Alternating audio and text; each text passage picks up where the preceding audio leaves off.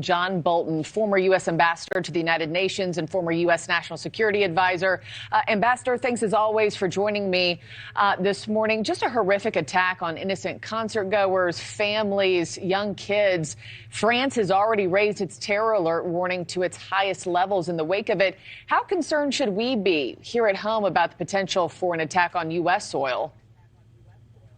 Well, I think we should be extremely concerned. Remember, this same ISIS-K group took credit for the attack in Iran just a few months ago. And the ISIS-K is concentrated, not entirely there, but concentrated in Afghanistan after Taliban retook power. We know from open session testimony by administration officials that thousands of terrorist fighters have returned to Afghanistan since America withdrew in 2021. And I think this shows they've got the capability to mount terrorist attacks, at least in nearby countries. Frankly, it's only a matter of time before they begin to look at us. And the United States also warned Russia of a heightened terror attack risk just weeks ago in accordance with the government's duty to warn policy.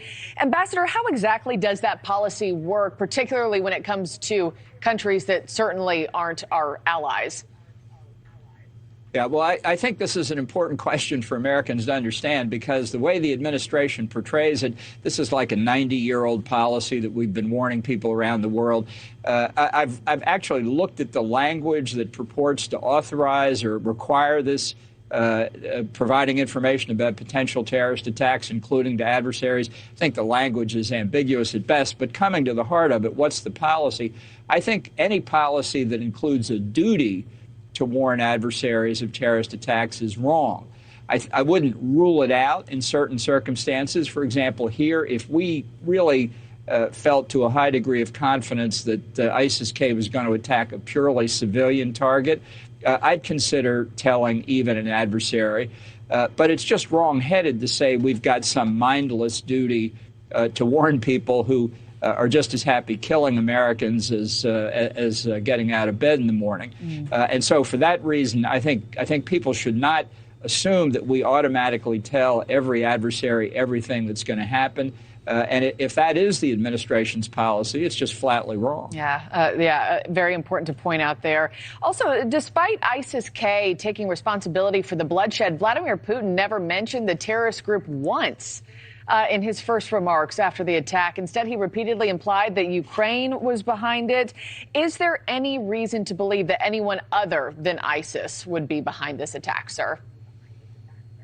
No, I don't see any reason at all other than for Putin's perspective. This gives him a propaganda hook to go after targets in Ukraine, which he's already started to do, and to give some basis to tell the Russian population that they are now not in danger nationwide from ISIS attacks other than the suburbs of Moscow.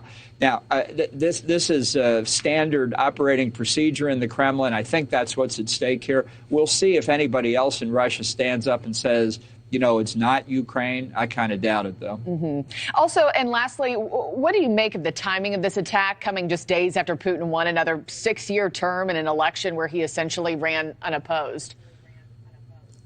Yeah, I'm not sure I put too much stake in saying ISIS-K decided to move after that. This was clearly a well-planned operation, very extensive, caused over 130 deaths and many more wounded.